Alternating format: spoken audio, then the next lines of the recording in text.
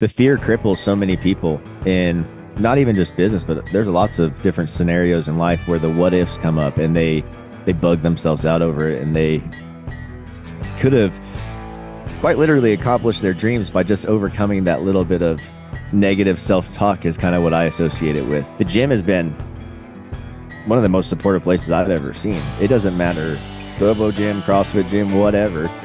Everyone in there is working on something to make themselves better. You can follow a cookie cutter program and see results, but like you said, you're just not going to see the results as quickly as you would following a program that's written specifically for you and the goals that you have.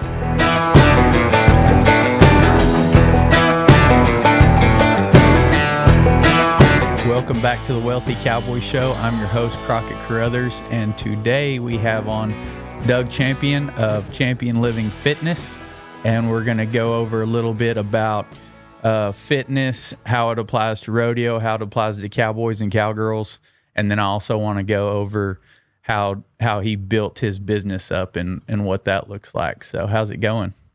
It's going good, man. Appreciate you having me on this morning. Yeah, thanks for coming on. I was hoping to get you down here to Texas and meet you in person, but we're doing it through this technology, so that's still pretty cool. Yeah, it is pretty cool. I'm just glad we can use stuff like this to have conversations. And I'm in Montana right now, and I'm not gonna lie, man. In July and August, the last thing I want to do is go to Texas and sit in that heat.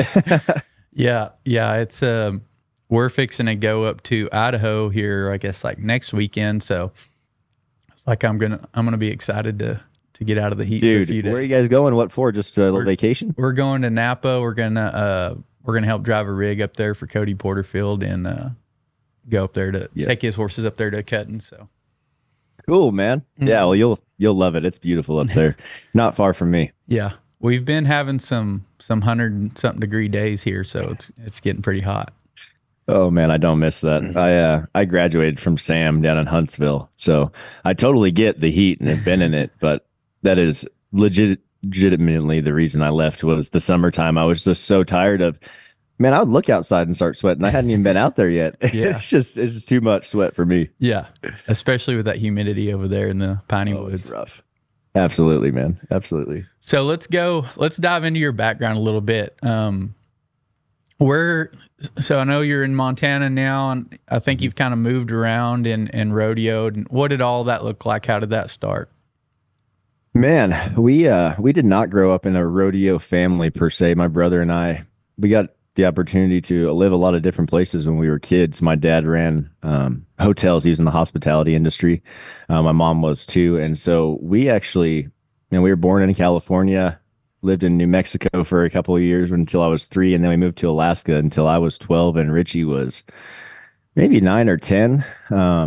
So there wasn't a lot of rodeo in Alaska, right? Mm-hmm. We moved to Texas in starting middle school, and that's when our not rodeo career started, but we started riding horses. My dad grew up on a ranch in Ellensburg, Washington. His whole family ranched for a long time, so it wasn't like it was a foreign thing to us, but we had just never had the opportunity to really experience it. So started riding horses, just going to summer camp and things like that when we were younger, and man, as we continued on and we got older and maybe a little dumber, we decided we wanted to ride buck and stock. And, we broke colts in high school. I think that's what really kicked it off for me, at least, was breaking colts. This is fun. Let's go see if we can do something different with it. Yeah.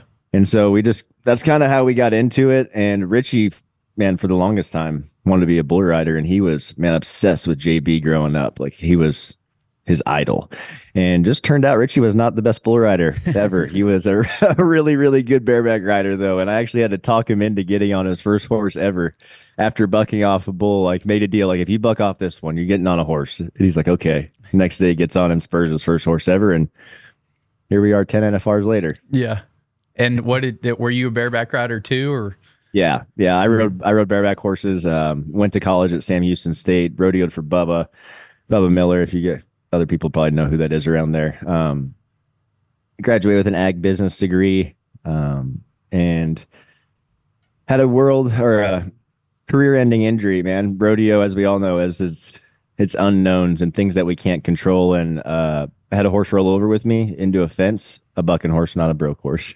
Broke my back, my ribs, my collarbone all at the same time. Ended up having a spinal fusion um, on my lumbar.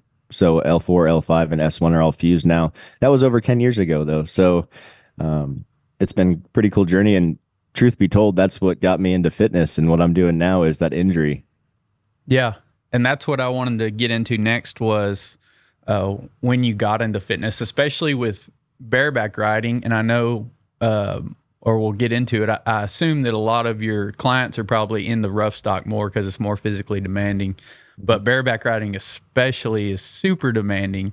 So when did the fitness start? Did that all kind of start the same time as the rodeo? Did you realize that you needed to be more fit? Yeah, I definitely worked out when I was riding, and that was during a time where fitness was is still not a greatly popular thing in the rodeo world, right? It's still a little bit of a slow build on the culture there, but I was working out a lot in college. I just didn't know what to do, and so I wasn't working out with. I'm trying to think of how I could say that. There wasn't much plan behind it. It was just going in the gym and lifting weights and doing the normal bodybuilding thing you would do when you're in high school or something like that. It wasn't specifically for rodeo. After my injury, I had 2 years where I could not find any surgeon to help me. And the reason was it was a weird time in spine surgery in the fact that orthopedics had done spine surgery. Orthopedic surgeons had done spine surgery majority of the time leading up until then. And it had not gone well for the most part on the results with patients. The quality of life declines. Also, the majority of the people they're operating on are in their 70s plus. It's not a surgery that happens to many young people. It's an old person surgery. And so the doctors were not too confident in what my quality of life would be like after. And I was 20 years old, 21 years old. So there's a lot of life to live. And I'm really thankful that they did do that and didn't just say, yeah, we'll fix you. And here we go. So I went through 2 years of having to live with this kind of dull pain that just never went away in my back. My feet would tingle, my legs would go numb. It sucked. It was no fun. And the one thing that I heard and read about, my PT told me this, I investigated further, but strengthening the core is going to be, and everything around it is going to be the best way to combat that pain. And no one had really talked about that.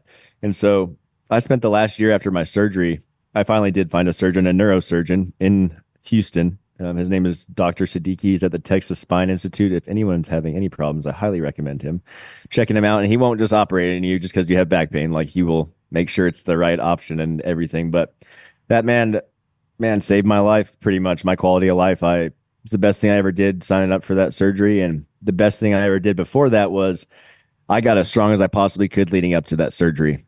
And that's where I think a lot of people go wrong. And no matter what kind of surgery it is, if you can go into that operation as strong as possible, your recovery is going to be tenfold better and not, if not faster.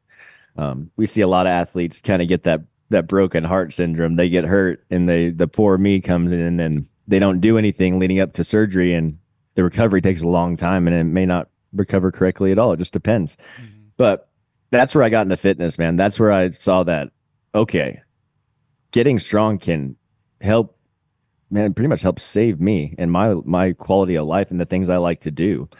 But I was looking at all my roommates and that we were still you just graduating from college. Everyone else is still rodeoing. I'm like, you guys need this more than I do. Like we got to figure out a specific way to train rodeo athletes. And man, that's where it started. I bought a CrossFit gym after my surgery, and that's when I started coaching and started it in Huntsville, Texas with one of my buddies, Tony Shelley. And it was awesome, man. And that's where we really got to start kind of honing in on what I do today and making the foundation for training rodeo athletes specifically.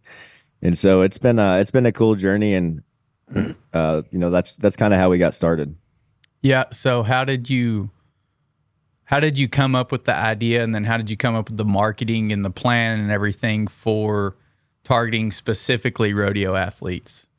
Yeah, so it was a weird time when all this happened, man. So I worked for a country music artist for a few years prior to doing this, prior to COVID, right?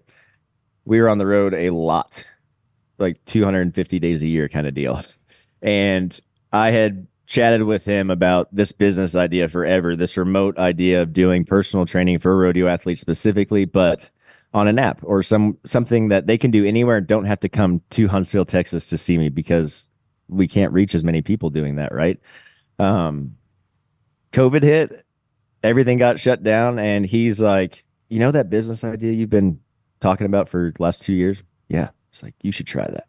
You should go all in that and see what happens. We're not going anywhere. We're stuck. We're like, it's just is what it is. And he's like, if it doesn't work out, come back. We'll go back to work. But he's like, I think it's going to work out. And turns out that's the best thing that ever happened to me, probably. And so during COVID, I knew that social media is going to be our king here when it comes to getting the word out about what we're doing. And so I just started posting workouts, man, full workouts that anyone could do at home while they were on quote unquote quarantine or whatever. And it really just took off from there. And since then, we've stuck, man. Our bread and butter is social media. We do all of our marketing through there. And word of mouth. So we've been really lucky in the sense that I haven't had to diversify that much in our marketing plan yet. I could see some things changing, but in today's world, everything is on social media. Right. And so that's been our bread and butter since the beginning. Yeah, and I think you brought up a good point. Like, I can't remember who the quote belongs to, but it is the start stops most people, and most people are afraid to take that leap into entrepreneurship, into leaving that job and doing something on their own. But like you said, most of the time, if you go do it and you fail, you could always go back and get a job. Yes. Especially these days, it's hard to find good help. So if you're pretty decent help at wherever you're at, I'm sure they'll take you back if it doesn't work. And yeah, dude, no, that's such a good point, because the fear cripples so many people in not even just business, but there's lots of different scenarios in life where the what ifs come up and they bug themselves out over it, and they could have quite literally accomplished their dreams by just overcoming that little bit of negative self-talk is kind of what I associate it with. And it's tough being an entrepreneur and a business owner, and it's scary starting something, but that fear is my number one signal that I'm doing the right thing. If I'm not scared about something, it means that it doesn't mean that much to me. Mm-hmm. I'm not that invested. And so I like to have that fear when I'm starting something, because I know it's going to help keep that fire lit under me. And I'm not quitting until we make it where we're going. And so it's a transition in your mindset, right? Fear cripples most people, but if you can start looking at that pressure as a privilege, you change everything for yourself. Right. That's kind of how I was. I went from just kind of a ranch day working cowboy, just making a little bit of money, and then I was like, this whole sales and marketing and social media and all this stuff is so foreign to me. But I know if I go learn those skills, even though I'm going to suck for a little while, if I go learn those skills, it can change me and my direct family, and then for generations to come, and build. You can actually build some wealth and all that kind of Absolutely. Stuff. Down the line. So there's a huge upside. And then I was like, what's the downside? I'm already broke. So I'm just going to leverage a little bit more. I'll just be a little bit more broke, and then I can just go back to doing what I was doing before. I mean, I was like, there's basically no risk to me in my mind. Yeah. Yeah. And it's just all about how you look at it, man. Mm-hmm. And that's the thing too, is like, I'll use my wife's a great example. She's an ER nurse. And since COVID, man, the workplace culture has been trash. And so she's been looking for a new gig. She got a new job, and all of those what ifs start coming into play. Like, what if I hate it? What if I suck at it? What if, whatever happens? And I'm like, then we can just go back to the old job. Like, it's no big deal. You still have all the credentials you have, and you tried something new. And truth be told, if you let those what ifs get in the way, you never move forward in life. And that's just one of those things. It's like, you have to get used to pushing those to the side and being confident and moving forward, even when maybe you don't have the confidence like you think you do. Kind of that fake it till you make it every now and then. Right. So when you got started on your own, was there a period there of suck, of no income, Oh of man, feeling yeah. lost? MC Trailer Sales in Gatesville, Texas is your go-to spot for any kind of utility or flatbed trailer you need. They also carry a full line of trailer parts and tires inside. So if you own a trailer or plan on owning a trailer, they probably have what you need to get you fixed up if you're broke down or want to add something to it. They also carry a full line of flatbeds for your pickup, whether you need a hay bed for your ranch truck or just a regular plain flatbed for your work truck.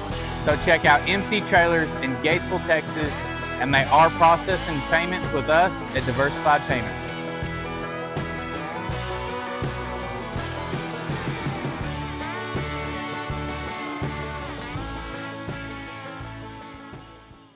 Oh yeah. Yeah, dude. My first year was like that. And with this business I have now, it wasn't near as harsh as owning the gym. When I owned the gym and opened that and had a concrete place, that was straight struggle for 4 years, man. And I'm talking about like month to month, barely having a couple bucks left after I paid all my bills. And looking back, I'm like, how the heck did I do that? How did I continue on? And it was just, you got to keep your head down and keep working. And moving on to this, I was lucky to have been through those experiences with the gym, and so it didn't necessarily like wig me out as much as it would have prior to that. And I knew that I needed to focus on whatever I call it the bread and butter, but for us it's our clients. And back then it was just me, but making sure I'm on top of the ball. Now as we've evolved, I have 8 coaches that work for me. It's making sure that my coaches are taken care of, that they have all of the things they need to be successful with their clients. But yeah, you got to embrace the suck, and you're gonna have times where things are stretched or real thin. And again, it's those times where you get the opportunity to embrace the pressure and move forward, or you can sit in the corner and succumb to it. And winners are going to push through every time, and no matter what it is in rodeo and life, you need to keep pursuing whatever it is that you're going after. And it it's just part of the deal, man. Like the struggle is part of the beautiful thing of owning a business and being a business owner, because when you come through it, there's no other feeling like, holy crap, I did it. Like Yeah. Makes I you do know what appreciate it I'm more. doing. Yeah, absolutely. Absolutely. And that that I do know what I'm doing. The self what's the word I'm looking for? Where you like just don't, that you can do something, but you almost don't believe it. Or it's yeah, what's that? I'm missing the term here. But self-sabotage, right? You can self-sabotage yourself so easily, and you just have to be able to put that to the side and know that's your head playing tricks on you, and there's always a way out if you can slow it down and go back to the foundation of whatever your business is or your plan is, whatever. What do you think helped you through those times? Was it you? Did you have mentors or? Mentors, man, 100% mentors. And like I can remember calling again my buddy that I worked for, and he has been a huge mentor to me. His name's right over here. But he man, I'd be going through stuff and business wise, and it's hard to do this without a mentor. You need to have somebody you can reach out to and talk to that is like minded, may not even be in the same industry as you, but has been through life, has experiences. And I've called him multiple times. Like, I don't know what the hell I'm doing, dude. Like, where do I go from here? How do I handle this? And it's so important to have somebody to bounce things off of and vent, not, vent to, if you want to call it that. But mentors have been my number one thing, man, getting through this and any kind of learning experiences or these like not binds or corners I get into where I'm like, I'm at this level. I've never been to the next level. I don't necessarily know how to get there. I need a roadmap. And having a mentor and getting that roadmap to get there is huge. It's been one of the biggest things in our success and what we do. Mm-hmm. Yeah, I think you're going to learn the lessons. So you're either going to learn them the hard way on your own, or you can find somebody ahead of you and then hopefully learn from them without having to make the mistakes. Exactly. And man, in my younger years, I was almost too proud to ask for help. I would learn that hard way every time. And as I've gotten older, I've realized that is not necessarily the best way to go about it. And so kind of humbling myself and when you're younger, and I don't know if it's just me, but I was maybe sometimes at times a little overconfident about what I was doing, right? And to have those reality checks and to figure out that, man, if you just actually listened to some of this good advice and used it instead of saying, "Oh, yeah, thanks for talking to me. I'm gonna go figure it out on my own." Yeah, you're gonna save so much time and energy, and you're gonna get so much further than where you could have been just banging your head against the wall. And so mentors have been a huge part in what I do and my success, and they're irreplaceable in my eyes. Mm-hmm. What was your first breakthrough in your business where you're like, "Hey, this deal might actually work"? Uh, the first month of posting, actually, I got 25 clients, and I had made my bottom line was 7 clients. Like I was praying to God that I hit 7 clients to make my bills because I had nothing else. And that first month, man, it went crazy. And it was something that's the whole reason I started the business. There were no resources for exercise and fitness specifically for rodeo athletes. You go type in rodeo workouts and I don't know what you would get on Google, but it wouldn't be an actual specific workout for rodeo athletes. And so when we started this, it was kind of wildfire in the sense that people were really excited to have someone to coach them. And man, within that first month, I knew that this was going to be something big. And within 3 months, I had hired an additional coach, Logan Corbett. He's like been with me the longest, and he is also was a bareback rider, rodeoed professionally, rodeoed full time for a long time. Um, you know, After he retired from riding bucking horses, this is what he wanted to do. And so I brought him on, and in our first 3 years, we went from me and him to having 6 other coaches working for us. And so it's been just a really, really wild journey, man, of just growth. And to be totally honest, this is the first year where I've really had to go through not adversity, but the first time where things don't look like they used to. And I think there's a lot of external factors playing into that, like the world economy, for one, the uncertainty of what's going to happen in our country in November.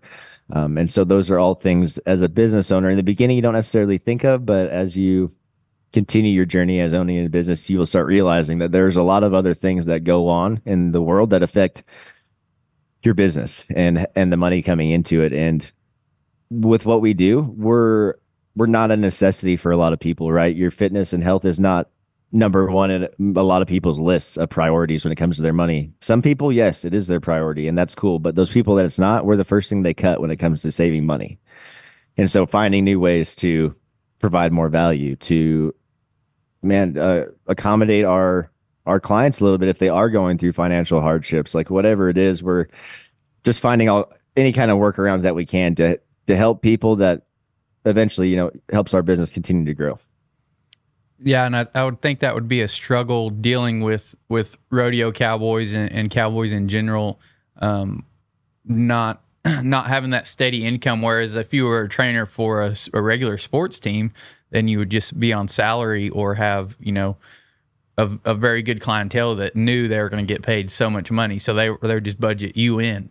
Mm-hmm. But with the rodeo lifestyle, with you're basically as good as what you do at the next rodeo. So talk a little bit about that, like the highs and lows and having to deal with, maybe you could call that a little bit of adversity to deal with. Yeah, man. That happens all the time. We deal with this on a regular basis. And from a business standpoint, in the very beginning, I didn't do contracts. I did month to month, you pay as you go. And it worked pretty well. As we continued and got more clients, we started running into a lot of people not paying, working out for a month and then just ghosting you. And so I had to put in contracts, and we do 6-month, 12-month contracts right now. And we still deal with people needing to quit because of financial hardship. And, it's whether it's rodeo or not winning at rodeo, or you had unexpected bills come up, whatever it is, we have to, and I have to be kind of delicate about how I deal with that with the clients, because at the end of the day, they did sign a contract. It's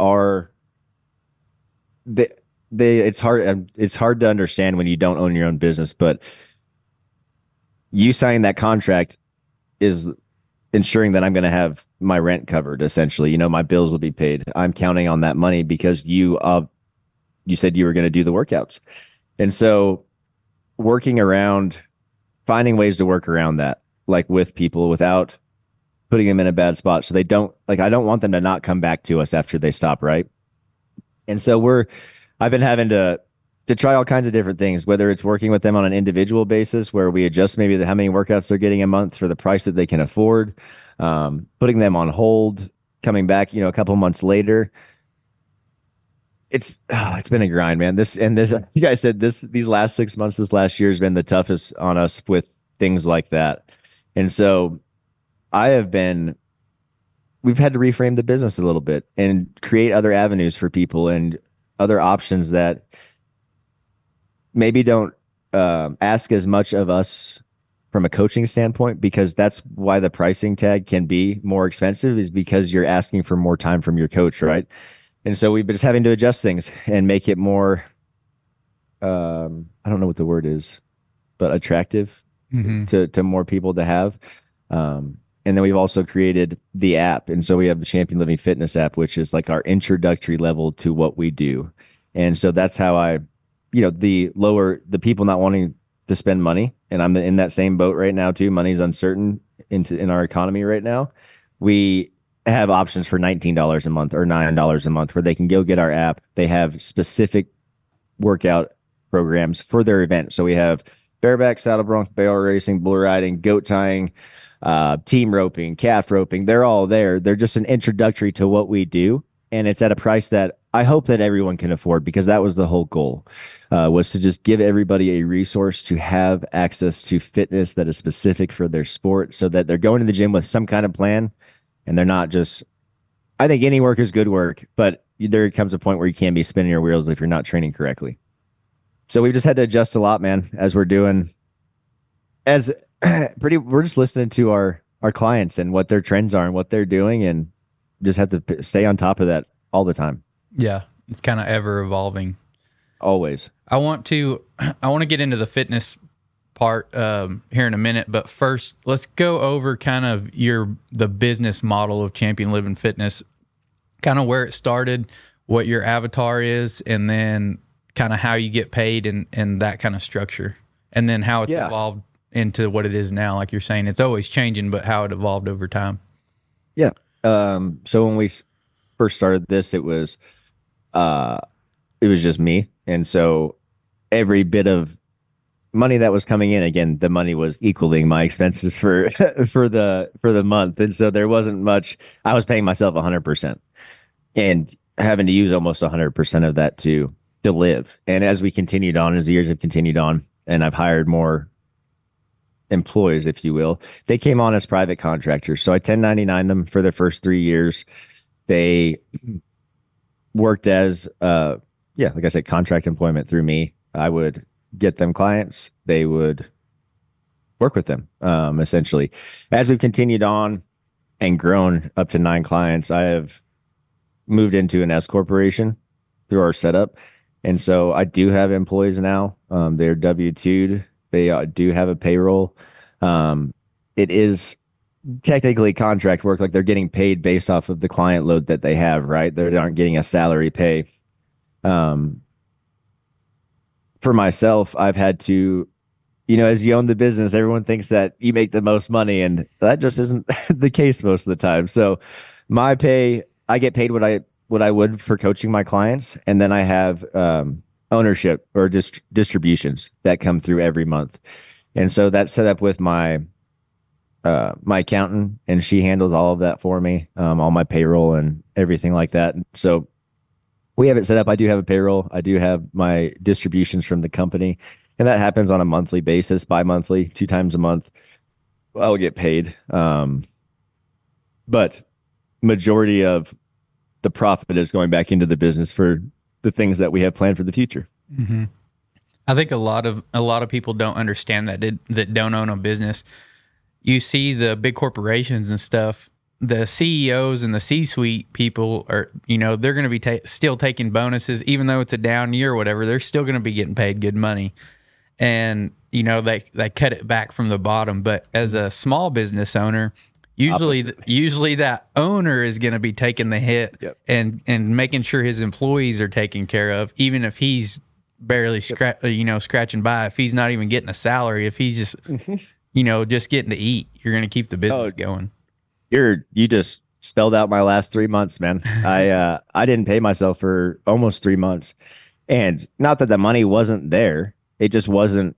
I needed it for other things, and I need to pay my coaches, and they always come first. And that's like you said, a lot of people don't realize. They're like, "Oh, he owns it. He's doing great." I'm like, I have two coaches that make more than me every month, and not just a little. Like they make a good amount more than I do because I have to take care of the things that keep the business running. Mm-hmm. And so, yeah, man, it's been an adjustment and just a learning curve, and being a leader takes time and practice, and you learn every day. And there's been lots of times as a quote unquote leader or boss that I failed, but the biggest thing I think is being able to acknowledge that you failed and fix it and going back with making it right with whatever you need to do. So it's just you're always learning, like you said, it's always evolving, whether it's your clients, whether it's your coaching staff, you are constantly having to adjust for the world and how it's changing. Mm-hmm.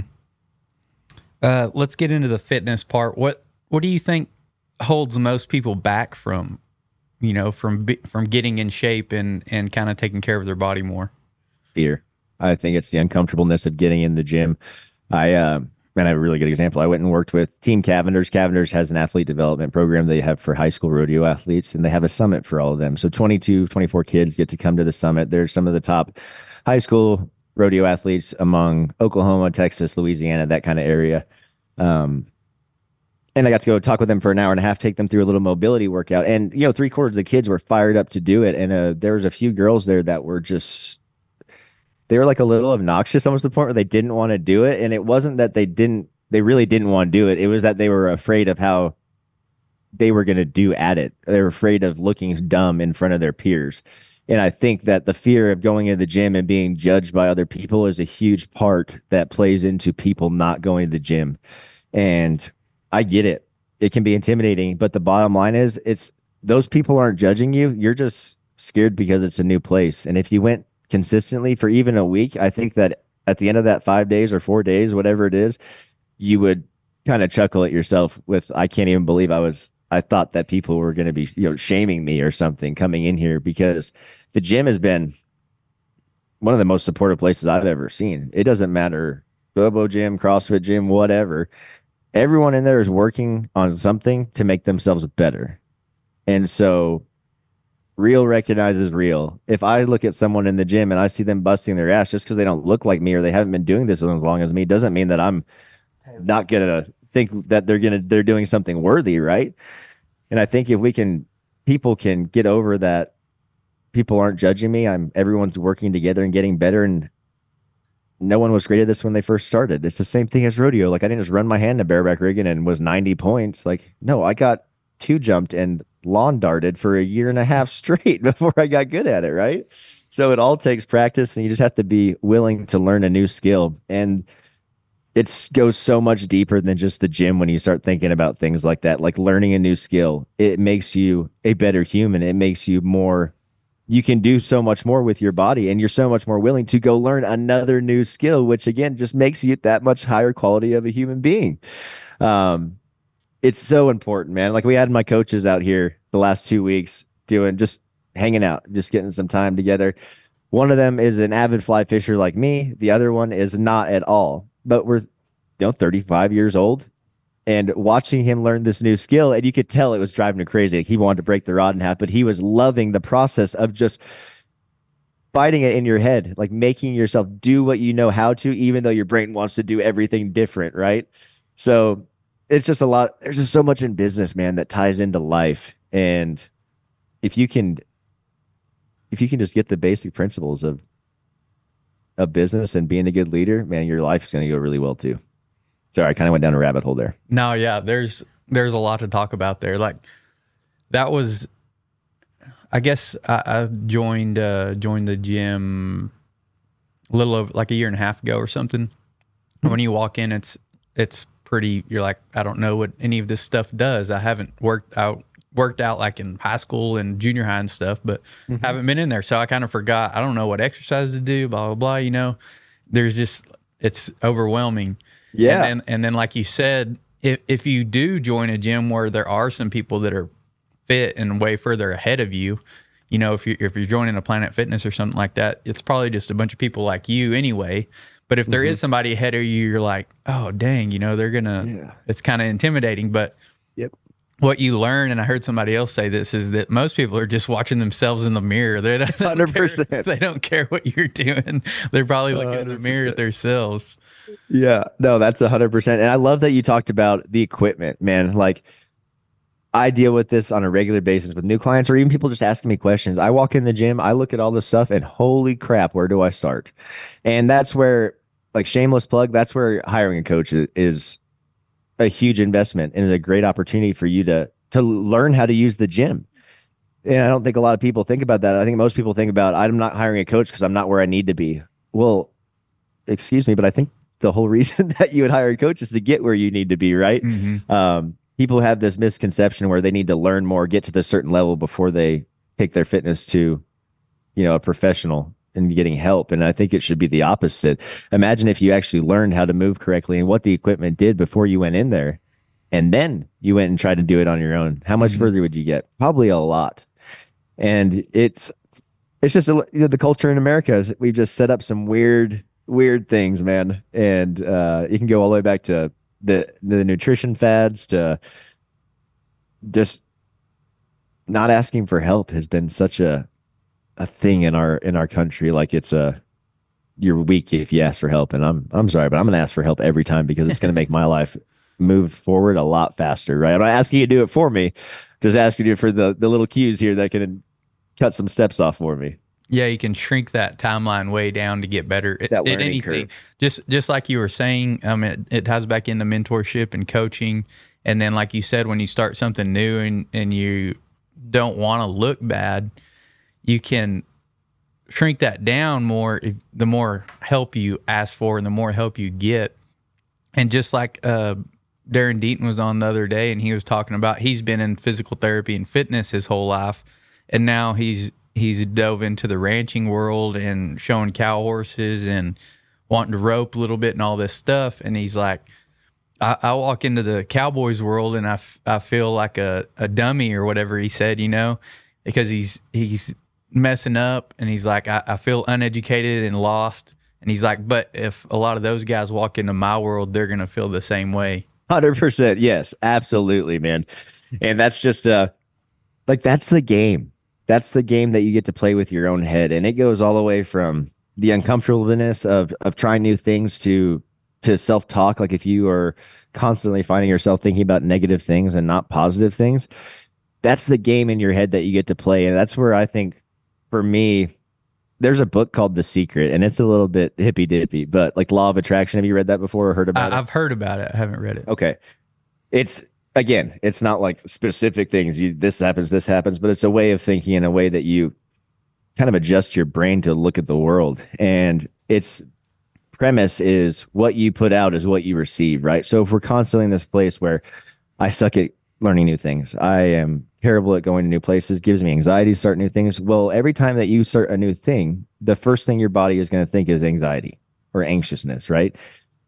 And so same thing. Okay, another example. I worked at a restaurant when I was in college, and when I wanted to buy the gym, I was working doubles at the restaurant. I did that for 2 years to save up money for the gym, and the business or the owner of the restaurant actually helped me get my loan from to start the gym from the bank. So it was like, again, another mentor that opened a door for me. But if you've ever done the service industry or worked with people, you know that it is very easy to go down the rabbit hole of F this place and F these people because people can be real sour and be real crummy at restaurants. And if you get stuck in this negative mindset or this poor attitude from one table, you're going to approach every table the rest of the shift like that. And you know what's going to happen? Your tips are going to be crap. You are not going to make much money because you have a poor attitude and the people can feel that. And so I used to make it a game. Every time that someone would do something crummy at a table or something to irritate me where I'd want to be like, F them, I would turn around and be like, you know what? No, I get to work this job. This is one table. I'm gonna wash them off and we're gonna go to the next one. And so I would make it a game. Any negative thought that came into my head, I'd try and make it positive. So rodeo, for instance, I had a hard time marking horses out when I first started. And for a long time in my head was I cannot mark a horse out for crap. I cannot mark a horse out for crap. I told myself that so many times. You know what? I didn't mark a horse out one time. But when I changed the how I was thinking about it, instead of I can't mark a horse out, it's what was really happening was I was going way too fast in my processes. I wasn't thinking about lifting on my rigging and marking my horse out, and that's it. And then just react to the horse, right? I was getting so far ahead of myself that I was killing what I was doing. And so instead of I can't do this or I suck at this, it's like, no, if I lift on my rigging and tuck my chin and do the basics perfect, I will mark this horse out and it'll go great. And it did every time. But you know what? There was times where I'd have a good ride and the next day I'd fall right back into that cycle because it takes time to reverse those cycles. We've been spending years thinking negatively about whatever it is. It's going to take a lot of practice to reverse it. But once you start working on it, that's when things change and really adjust for you. Yeah, I've heard it said a bunch of different ways, but everybody's essentially saying the same thing. It's, be, do, have, be, and then become, or be until you become, fake it till you make it. All these things, they're essentially the same thing. That you want to change your identity to be the person that you desire to be, and then focus on the inputs that it's going to take, and then the outputs will take care of themselves, whether that's in fitness or in business and sales, money, whatever it is. And like one, it's on top of my mind because I follow Alex Ramosi a lot, and he had a reel the other day of talking about math, and he had this identity of he's just bad at math. I'm bad at math. I'm bad at math. Well, he decided that he wasn't going to be bad at math anymore. So he started intentionally doing more math in his head, using the calculator less.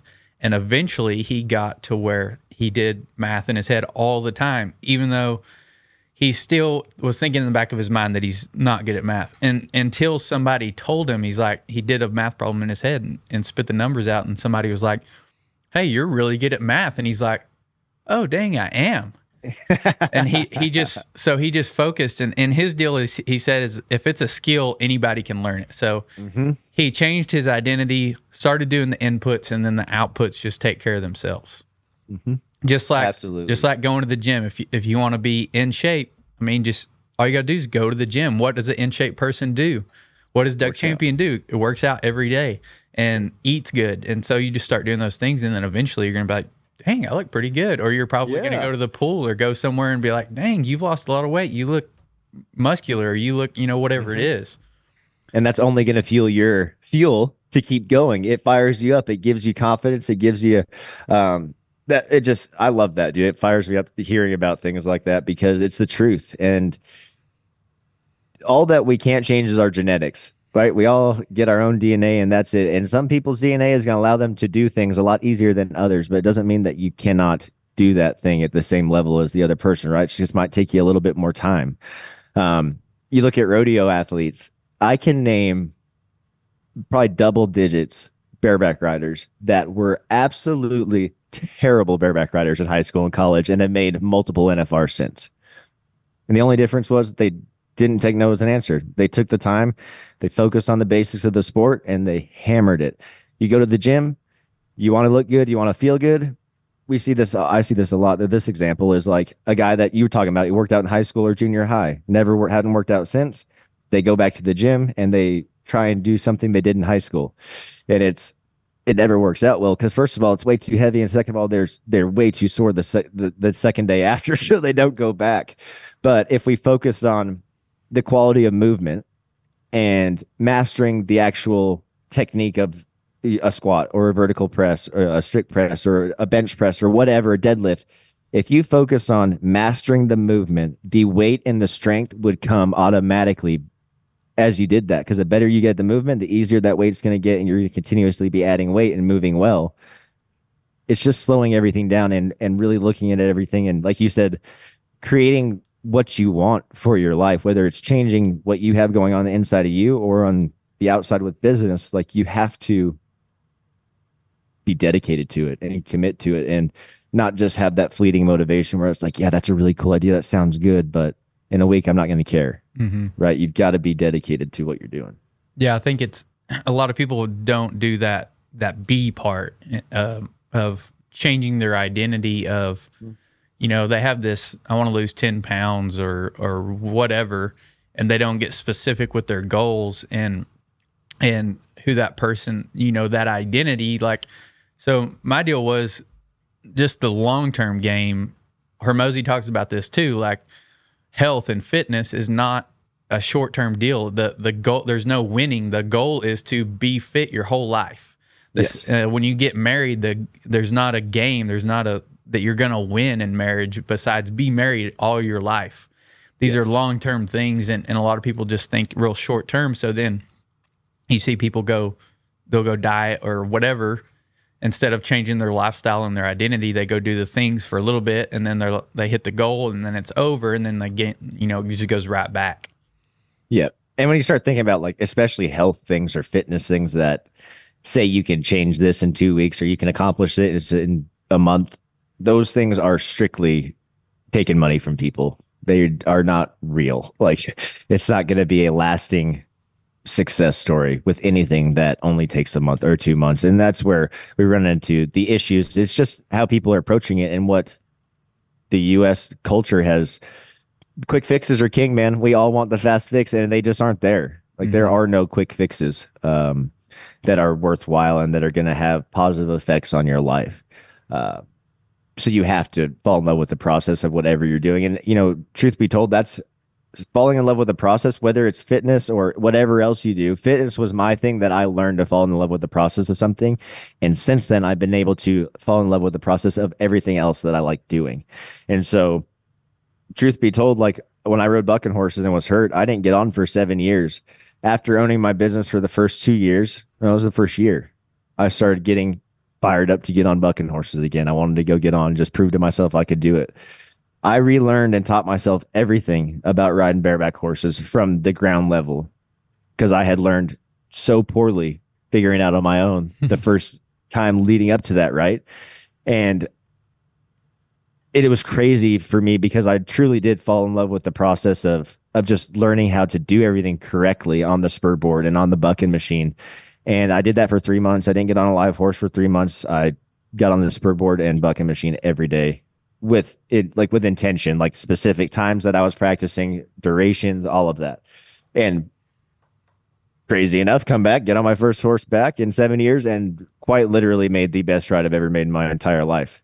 Didn't even hardly recognize myself. But if you can, whatever it is that can make you fall in love with finding out what the process is of whatever you're doing, that is going to help you so much with everyday life and moving forward because it helps you embrace that suck a little bit.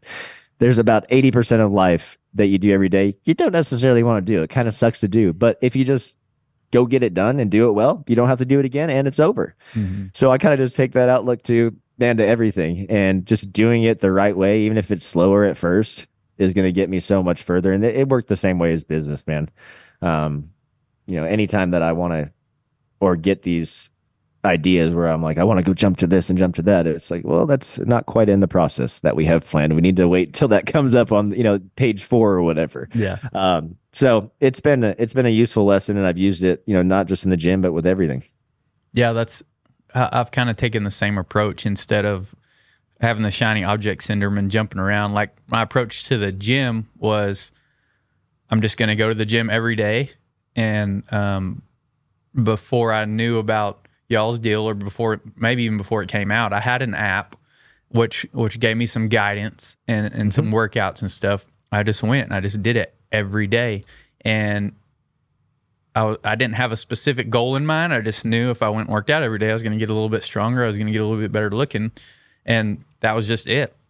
Which the pros and cons were, I built a habit of going where now I can build upon that on the results. The cons were my results have been much slower. I didn't completely transform and get ripped like in 90 days or whatever, but I have built the habit, and now I can build off of it and refine it. Yeah. Yeah, and that's the sustainable way to do it, man. Like you correlate going to the gym with more than just how you look, right? Like that when you go to the gym and you're done, you feel better. You feel like you have more energy. Your mental clarity is better. To me, it's probably more mental than physical. Yep. Me 100, dude, at this point in my life, me as well. Hmm. And I would say the only physical part is after riding bucking horses for so long, and I did competitive CrossFit for a long time, like my body's a little beat up. If I don't move, I get really tight. And so physically I will feel sore, but it's more for the mental aspect of I feel ready to roll. I feel good, accomplished. It's you can't replace it, that Hmm. feeling that you get.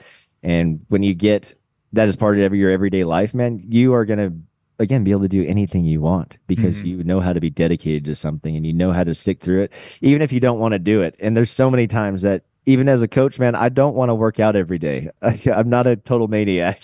There are many days where I'm like, this is not, that doesn't sound fun. But 20 minutes. So I cut it down from an hour. I'm like 20 minutes. I can go do mobility exercises. It eats up almost none of that hour that I can go do other things with. And I'm going to feel so much better. And I'm going to be able to do those other things that I have planned for the day a lot better because I know Yeah. my brain's ready to roll. Yeah. I'm the same way. We'll have a long night out or something and I'll wake up hungover and not feeling good. I'm like, Yeah. I'm going to go. And it may, like you said, it may only be for Gonna 20 suck. minutes and I Yeah. do a few exercises, but it does help me feel better after that. Hmm. I want to Absolutely, go man. into a little bit about your program, um, and what advice you would give to somebody starting. And so the other day I had Darren on, and his big deal is starting strength. If you've heard of that, and it's just barbell exercises. Hmm. What do you think of that? And then kind of what is your program? How do you start people out? And I know you get specific Hmm. towards events, but like, what's the foundation look like? Yeah, I love Darren's approach there with the barbell because strength is the foundation of everything, right? If we are not strong enough, we can never be quote unquote explosive, which is we're talking about power there. But Mm-hmm. how we hear rodeo athletes all the time, I want to be more explosive. I need faster feet. Well, you need more power. And if you're not strong, you can never access that power or speed, if that makes sense. There's a continuum of how speed and strength works. Strength is at very, very low speed because you're moving heavy weights. Power, we're decreasing the weight, so you're moving weight a little bit faster, but you're increasing your reaction times and your ability to move that weight a distance quicker. And that can be with body weight, whatever.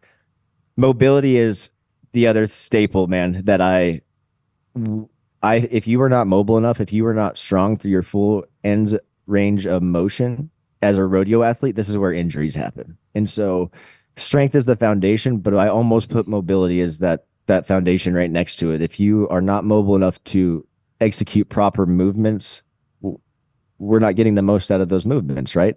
And so we start with getting people strong and mobile. And wherever they are, we take every single person, whether you are a NFR qualifier, a high school rodeo athlete, or my 92-year-old grandpa, we're taking you through the same evaluation to test your movement patterns and your mobility. And so after those first 2 days of evaluation, we are building an individualized plan for you. And so what that means is we're not taking a plan that's just for bareback riders or team ropers and saying every team roper, this is going to make you better. We're looking at your strengths and your weaknesses through the evaluation, and we're formulating a plan that's based on your goals, the equipment you have available, the time that you have available, and your lifestyle, and formulating a plan that you can do consistently and keeps you fired up going. And so that's kind of the neat thing about what we do is not no plan is the same. Granted, in rodeo, there's a lot of exercises that are going to help every event, but there are very specific things that are only going to help certain events, and that's where we really come into play. Mm-hmm. Um, our bread and butter is that individualized, and the only reason that I say it's our bread and butter is because we see the most success with that. And mostly that's because fitness isn't cookie cutter, man. Everybody's different. You can follow a cookie cutter program and see results, but like you said, you're just not going to see the results as quickly as you would following a program that's written specifically for you and the goals that you have. Um, Needless to say, as you can tell, that takes a lot of time from a coach. So the price tag on it is going to be higher than our second option, which is a template. And so a template is a cookie cutter program for whatever event or whatever you are in life. We will set it up for whatever equipment you have available, but we're not specifically writing the program for you, if that makes sense. Mm-hmm. We will be coaching you through a program that is already written. And so those are our two options for personal training. And our third option is the app, like I said, which does not include any kind of coaching, just is a resource for athletes or moms, dads, whoever, to get quality workouts demo videos, and a place where you can have workouts and know what you're doing. Mm-hmm. So that's how we do set up our that's how the business is set up. That's how we work with our clients, is the options that they have to work with us. Um, what was the other part of that question? I think you covered most of Okay, it. cool. Um, when you talk about mobility, uh, I assume you're talking about like stretching and being Cool. able to. Yeah. So I love that you said that. So stretching is more flexibility. So the difference between flexibility and mobility is flexibility is a static position, meaning I'm standing and I bend over to touch my toes, or I put a leg up on the fence and I stretch my groins for 30 seconds. That is Mhm. a static stretch. That is what we're talking about. Flexibility. Okay. Mobility is how strong are we through the full range of motion. So, do you know what a hip car is? Like the exercise hip car, like a hip controlled articulated rotation? Okay. So basically, you're taking the hip, abducting it, and moving it through full range of motion all the way to the back. So you're doing a glute kickback, and then you move it all the way forward. So, all right, for instance, like my shoulder, this is mobility, this is flexibility. Okay. So flexibility tells our central nervous system to relax and let those muscles elongate. Mobility sends the signal to wake up, to activate, and to get ready for competition, essentially. And what we're doing, the difference is you're controlling the full range of motion from start to end. And those strengths at the start and the end are what we really, really are working on, because when we don't have strength all the way through, that's when we run into injury. That's when we have a strength imbalance that causes something to happen during an event or during a ride that You we run can't into necessarily tears and control. strains and stuff like that. Yes, exactly. Exactly. So that's the difference between that. Biggest thing when we differentiate between those is we want to get athletes not working on flexibility before they compete. Flexibility, stretching, static stretching is something we want to do after, because it's sending the signal to chill, to relax, to let the body recover. Okay. Mobility is a dynamic thing. We want to warm up with mobility exercises. We put those in a lot of our workouts as an actual exercise, because when done properly with good technique, not just going as fast as you can, actually working on feeling every single muscle engage at each part of the range of motion, it will light you up, dude. Like, it's wild. Some of these exercises, and I told these high school kids I was working with this last week at the summit, I have 73-year-old women that can do these exercises perfectly. They couldn't in the beginning, but I'm like, I'm telling you right now, you guys are 14 to 17 years old. Three-quarters of you are going to be weaker than these 73-year-old women. And they were. They were the simplest exercise, but no one does that. And it hasn't been a big part of rodeo training. Well, Hmm. training hasn't been a big part of rodeo for long, right? We're just starting to get through this culture and make it a normal thing for athletes to be training regularly. And we still run into it all the time, man. I don't need to do that. That's what I got a horse for. Or Yeah. like JB doesn't do it.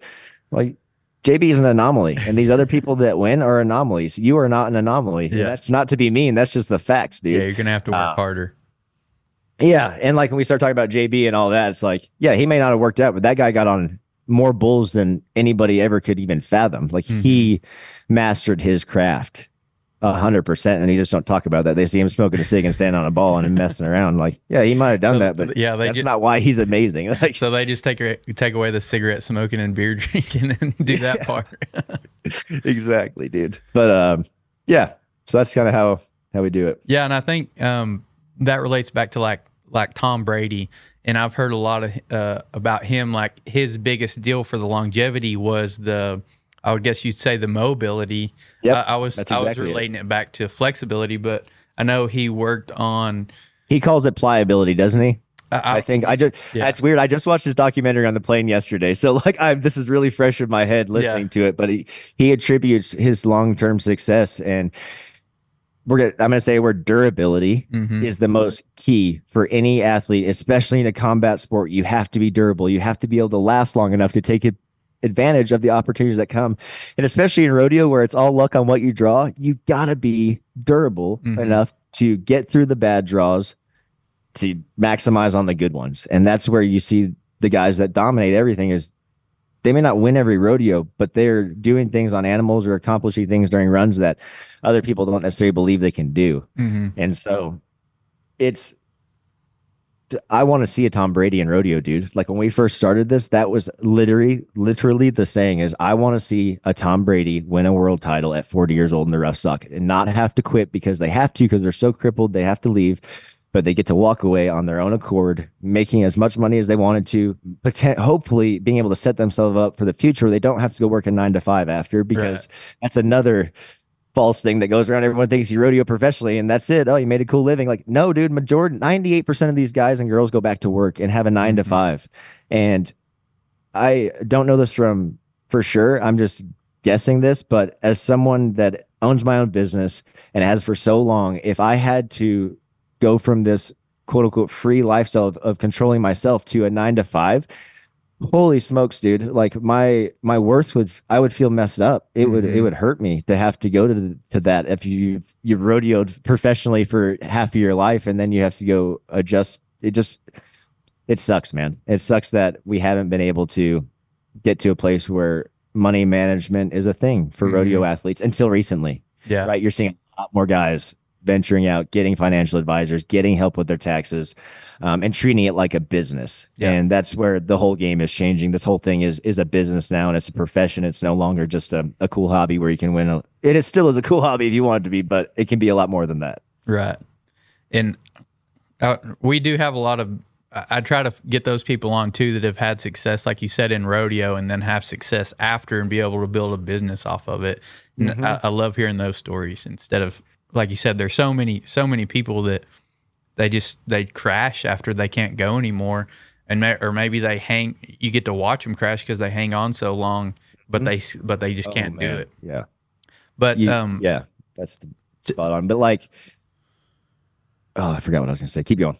I'll remember. to go back to that longevity, that from my understanding, like Tom Brady's approach, like I said, I haven't researched it a lot, but from my little understanding of it is if you build that muscle around the bone, it protects that, and then when you get that Mhm. mobility and flexibility and pliability, whatever you want to call it, it when you get in a bad spot, it protects you from getting hurt Yes, or it injured. can mitigate the injury that Hmm. happens for sure by a long shot. And so that's what I mean by durability, especially in the rough stock events. There are so many times during the ride or whatever, or during throughout the year where you don't necessarily get to control what happens, or if, especially in the bull riding, like you are gonna hit the ground certain ways that you would not anticipate on doing. And where we run into those non-contact injuries, I call them non-contact because it's not like they're getting run over by the bull. They're getting hit. If they're in football, it'd be the same as like planning with nobody hitting you and you tore your ACL, Hmm. essentially.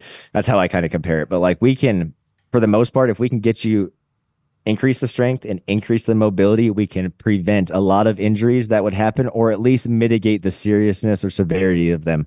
And guys hitting with their arm up above them like that, getting slung out, that's where we see the majority of those kind of injuries happen in the shoulders.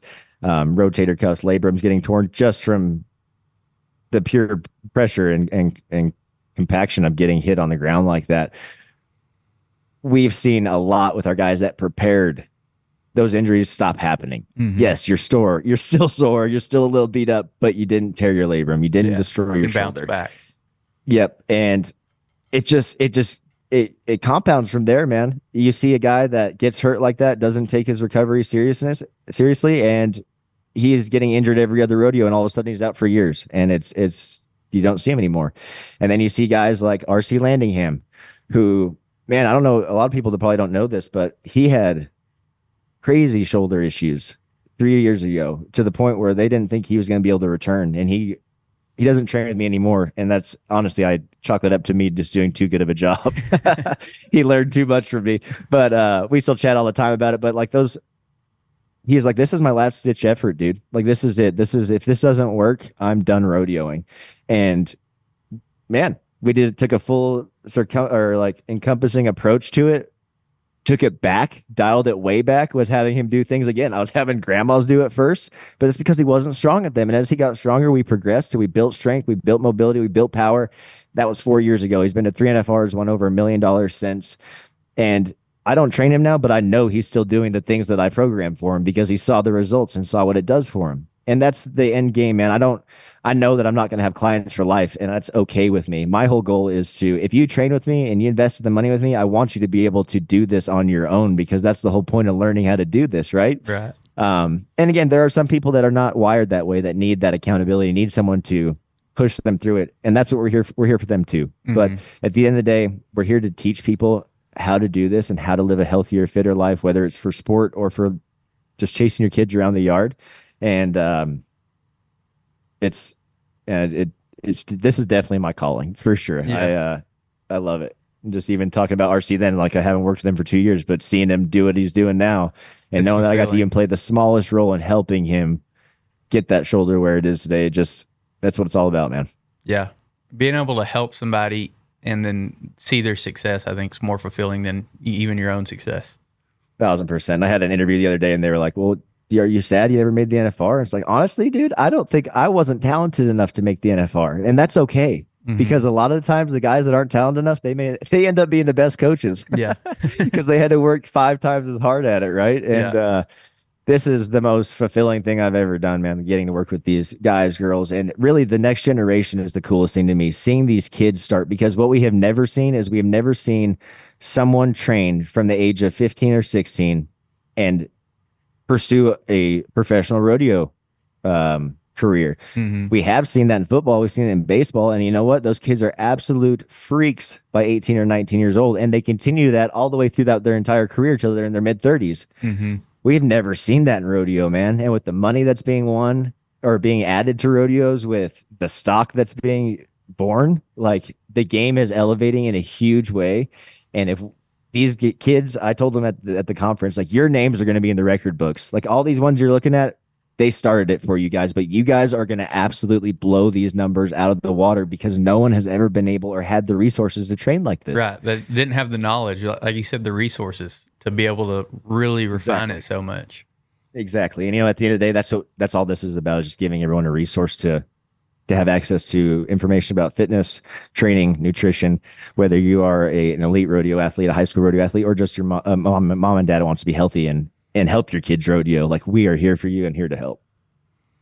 What would your advice be for someone getting started in business? Somebody that's maybe has already started their own deal and they're kind of struggling, second guessing themselves, or maybe it's somebody that's working a 9 to 5 and they're like, I want to go do this on my own. 75% of small businesses just like this one fail within the first 15 years of being open. If you don't want that to happen to your small business, then you need to see what we can do for you at the Wealthy Cowboy and at Diversified Payments to help keep you in business for a long time and make sure that it's profitable and running correctly.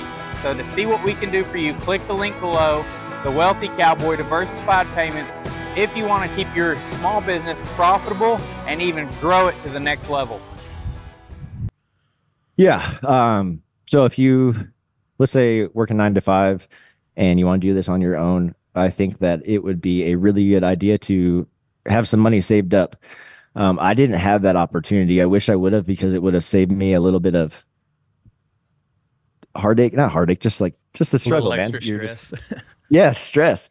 At the same time, I kind of like getting that baptism by fire, because it made me, quit. Like you got to keep going, right?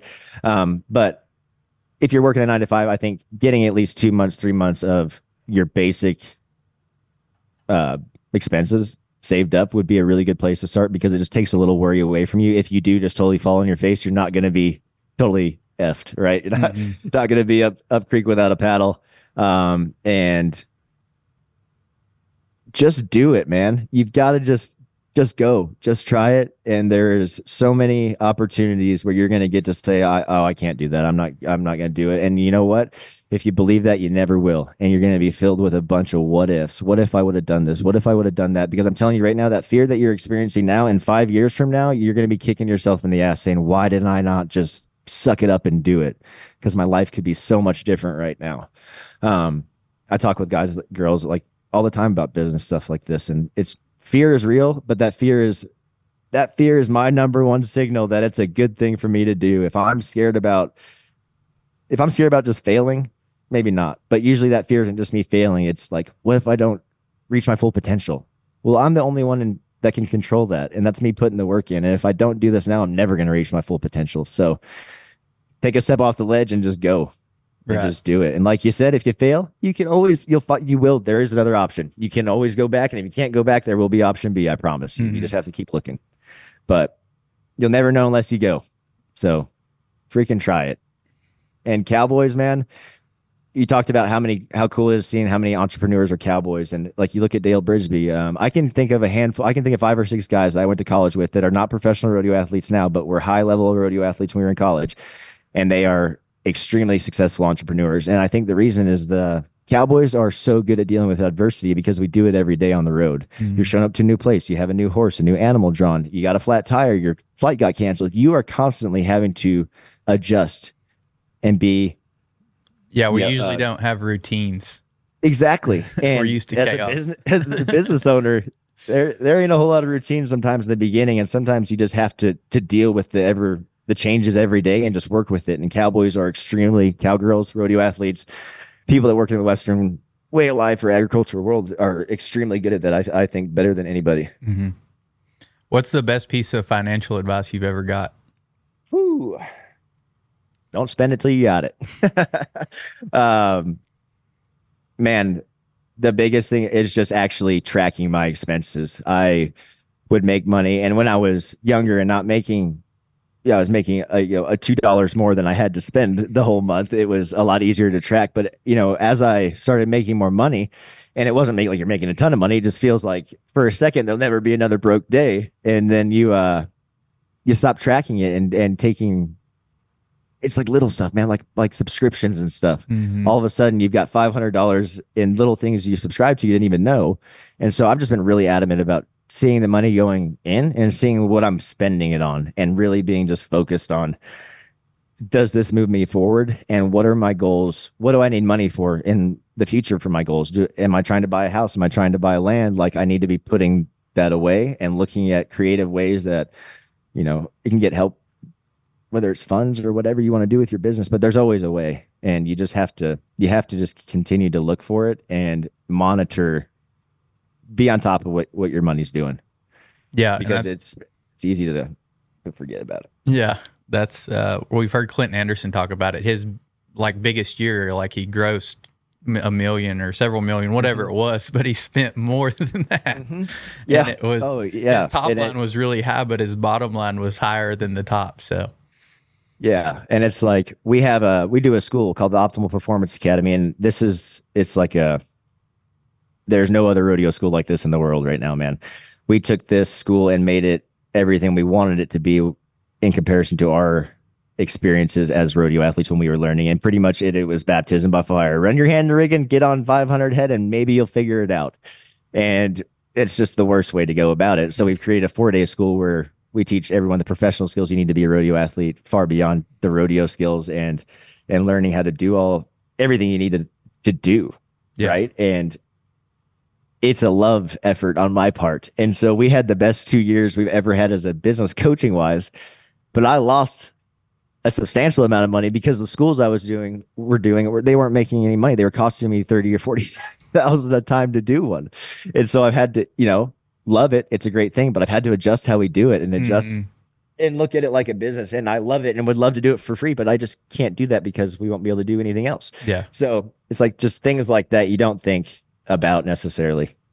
Yeah. And I think, speaking on that, I think that's from what I see in my own experiences is like the actual sport, like the actual fundamental of going and doing the event, the roping, the riding, the barrel racing, whatever you're going to do is like the easy part. Getting that part going is easy, but if you're going to do it professionally, I mean, you got to learn how to enter, you got to learn how to budget, you got to learn how to put, get to these places. And then if you're in the timed event side, you might have multiple rigs going on those big runs and the logistics. And there's just so much more to it and then like you said, being able to plan for the future while you're also trying to do all this stuff right now.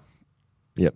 It's a lot, man. And it either takes 6 or 7 years to figure it all out, or you invest in yourself and go learn it in 4 days. Yeah.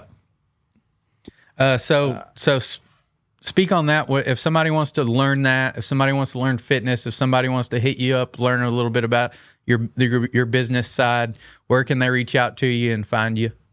Yeah, they can go to our website, www.championlivingfitness.com. You can message me, like there's an email icon, and then there is a link to all of our OPAs and our training. You can just fill that out, and we'll be in touch with you real quick. Look up Champion Living Fitness. You can see the Performance Academy. You can see Getting Coached on the fitness, the app, all that stuff. Champion Living Fitness on Instagram. I follow you on there, and I mean, a guy could get a lot of knowledge, and if you don't need the accountability, you could probably just take what y'all give out for free and go do it yourself. Absolutely, man. I tell that to people all the time. I get messages, what do I do for leg strength? I'm like, well, just go look at 2 posts ago. There's tons of stuff there. Yeah. You could go through. It's at champion.living on Instagram.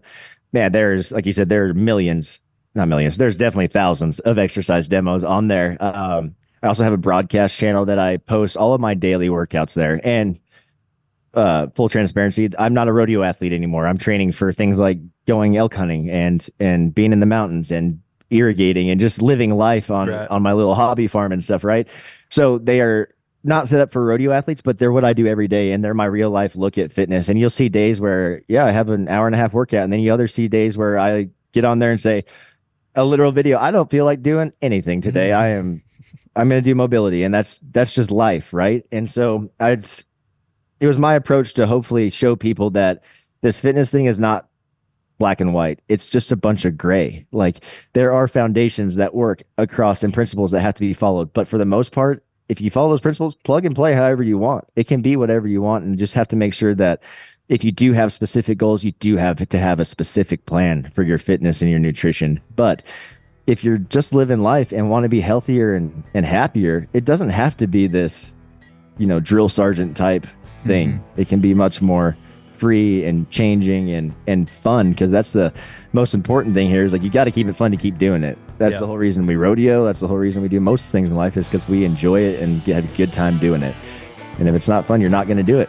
And I wouldn't either, but that's the way I do things and keep it fun, is just by changing it up and not getting stuck in this, it has to be this one way. It doesn't. All that matters is that I feel good after I'm done. And that's pretty much it. All the looks and the aesthetics that come with it, that's just a bonus. Right. Yeah. Making it fun, making it so you can do it consistently and sustainably and long term. Well, I appreciate you coming on. Y'all go check out Champion Living Fitness. Like I said, he's giving away lots of free game that can change your life. If you need the accountability, you can get the coaching. If you're in the rodeo, you can do the Optimal Performance Academy. So many options. And then if you want to go out on your own, reach out to him, and I'm sure he'll help you out on that side. I appreciate you coming on and spending the morning with us. Dude, thank you so much for having me. This was an awesome time, and I appreciate you guys.